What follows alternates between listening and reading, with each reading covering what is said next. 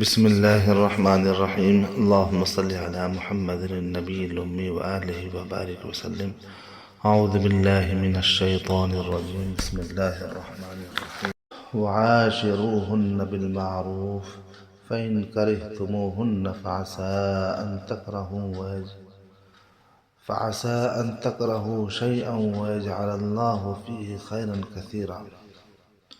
وقال النبي صلى الله عليه وسلم: استوصوا بالنساء خيرا فإنهن عوان عندكم. آج کی گفتگو کا موضوع ہے عورت کی دلجوئی بھی عبادت ہے۔ اللہ تعالیٰ نے قرآن پاک میں فرمایا کہ اور عورتوں کے ساتھ اچھے طریقے سے رہو۔ پس اگر تمہیں وہ خدا نخواستہ ناپسند ہو یا ان کی کوئی عادت ناپسند ہو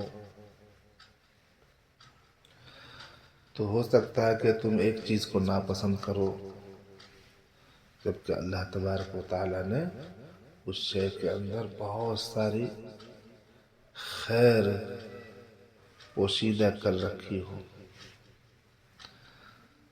نبی پاک صلی اللہ علیہ وسلم نے فرمایا: عورتوں کے ساتھ بھلائی کا خیال رکھو، اس لیے کہ وہ تمہارے پاس مثل قیدی کے ہیں۔ سامعین اکرام، عورت تو اس انسانی معاشرے کا ایک بہت بڑا جزو لا ينفك ہے۔ پھر کتاب و سنت میں جہاں مردوں کا تذکرہ ہے وہاں حق تعالیٰ نے عورتوں کا بھی ذکر فرمایا۔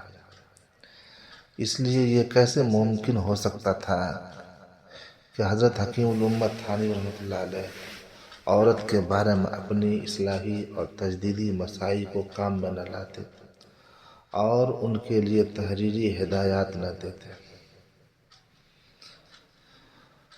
حضرت تھانوی رحمۃ اللہ علیہ نے خواتین کی اصلاح کے لیے بہت سی کتابیں اور رسائل لکھے، اپنے مواعظ اور ملفوظات میں ان کے مسائل اور ان کے مشکلات کا حل پیش کیا۔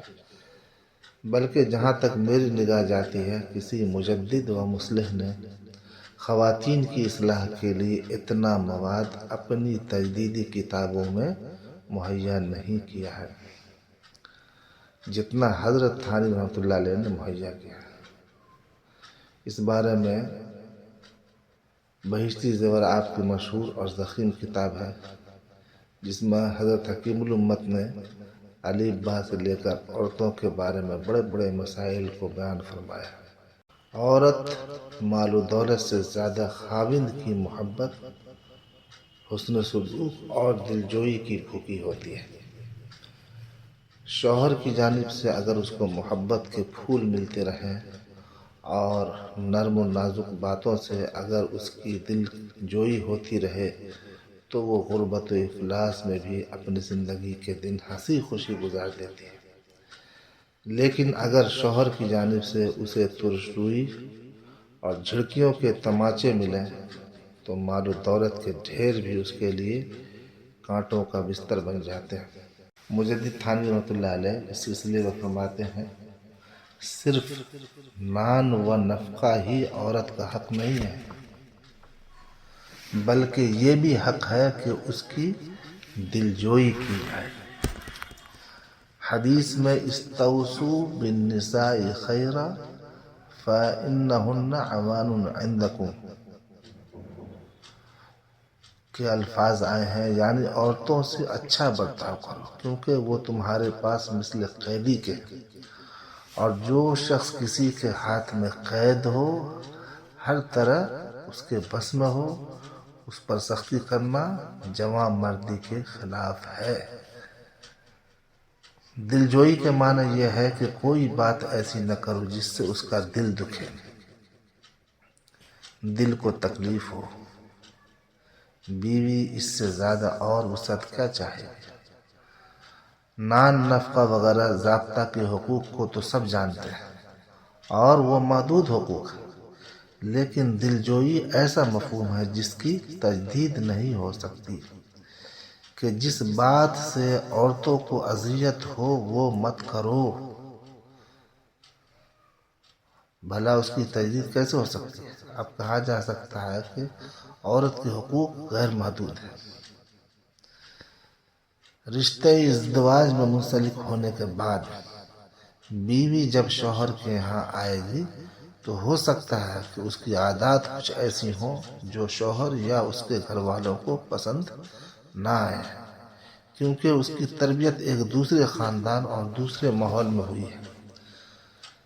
لہذا مرد کو تلقین کی گئی ہے کہ وہ صبر و ضبط کے ساتھ بیوی کی ناپسند عادتوں اور باتوں کو برداشت کرے۔ یہی تلقین بیوی کو بھی کی گئی ہے۔ حضرت حکیم الامت رحمۃ اللہ علیہ نے ایک سلسلے گفتگو میں فرمایا، یہ ایسا اصول ہے کہ اگر اس کو میاں بیوی دونوں یاد رکھیں تو کبھی لڑائی جھگڑا نہ ہو اور کوئی پریشانی پیش نہ آئے۔ بیوی یاد کرے کہ میاں نے ہزاروں طرح کی ناز میرے اٹھائے ہیں، ایک دفعہ کی تو کچھ بات نہیں، اور خاوند خیال کرے کہ بیوی ہزاروں قسم کی خدمتیں میری کرتی ہے، ایک بات خلاف طبع بھی صحیح۔ حق تعالیٰ نے بھی یہ مضمون قرآن شریف میں ارشاد فرمایا ہے۔ مردوں کو غور کرنا چاہیے کہ اللہ تعالیٰ نے کس عمدہ پیرایہ میں عورتوں کی سفارش کی ہے۔ فرماتے ہیں وَعَاشِرُوهُنَّ بِالْمَعْرُوفِ فَإِنْ كَرِهْتُمُوهُنَّ فَعَسَىٰ أَن تَكْرَهُوا شَيْئًا وَيَجْعَلَ اللَّهُ فِيهِ خَيْرًا كَثِيرًا۔ یہ ہے کتاب اللہ کہ اس کی اسی تعلیم کو دیکھ کر عقل سلیم والا کہہ اٹھے گا کہ بے شک قرآن کتاب اللہ ہے۔ فرماتے ہیں عورتوں کے ساتھ اچھا برتاؤ کرو، اور اگر کسی وجہ سے تم کو وہ ناپسند ہو تو ممکن ہے کہ تم کو کوئی چیز ناپسند ہو اور اللہ تعالیٰ اس میں بہت بھلائیاں رکھ دی ہوں، اور اللہ تعالیٰ نے اس میں بہت بھلائیاں رکھ دی ہوں۔ ظاہر ہے کہ ناپسند ہونا کسی وجہ سے ہوگا، اور زیادہ تر عورتوں کے ناپسند ہونے کی وجہ یہ ہوتی ہے کہ ان کے اخلاق اچھے نہیں ہوتے، اور یہ بات مرد کے لیے باعث اذیت ہے۔ بد اخلاقی کو برداشت کرنا معمولی حوصلے کا کام نہیں، بڑے دل گردے کا کام ہے۔ جن عورتوں کے ساتھ پہلے مرد بد اخلاقی سے پیش آیا کرتے تھے، اب مردوں کو کہا جا رہا ہے کہ ان کی بد اخلاقی کو خوشی و مسرت سے برداشت کرو، اس میں بہتری کا امکان ہے۔ حکیم الامت رحمۃ اللہ علیہ کے الفاظ میں ہی سنیے کہ یہ بات کس طرح خیر کثیر کی موجب ہے۔ فرماتے ہیں مگر اللہ تعالیٰ کا گویا وعدہ ہے کہ عورتوں کی بد اخلاقی وغیرہ کو بھی خیر کثیر کا سبب بنا دیں گے۔ اللہ تعالیٰ حکیم ہے، وہ سب کچھ کر سکتے ہیں۔ مثلاً اس سے اولاد ہی ہو جائے گی جو قیامت میں اس شخص کی دستگیر کرے گی۔ نیز عورتوں کی زبان درازی کی صورت میں خیر کثیر اس طرح بھی ہو سکتی ہے کہ مرد اس کی رسانی پر صبر کرے، اور صبر کی جزا جنت ہے، اور جنت کا خیر کثیر ہونا ظاہر ہے، کیونکہ دنیا میں جو عورت سے تکلیف پہنچی وہ تھوڑی تھی، چند روزہ تھی، اور اس کے عوض جو آخرت میں جزا حاصل ہوگی وہ یقیناً زیادہ ہوگی، کیونکہ وہ باقی اور دائمی ہوگی۔ تو عورتوں کا سبب خیر کثیر ہونا صحیح ہو گیا۔ ان صورتوں میں مرد کو چاہیے کہ حق تعالیٰ کے اس وعدے پر نظر رکھے اور بیوی کی بد اخلاقی پر نظر نہ کرے، مگر اس کا یہ مطلب نہیں کہ بیوی پر روک ٹوک بھی نہ کرے۔ اصلاح ضرور کی جاوے گی مگر نرمی کے ساتھ، اور کبھی دھمکانا بھی برا نہیں مگر ستائے نہیں، اور زیادہ دھمکانا بھی اچھا نہیں۔ اللہ تبارک و تعالی ہمیں اپنے اہل خانہ کے ساتھ حسن سلوک کی توفیق عطا فرمائے، آمین یا رب العالمین۔ صلی اللہ وسلم علی سیدنا محمد۔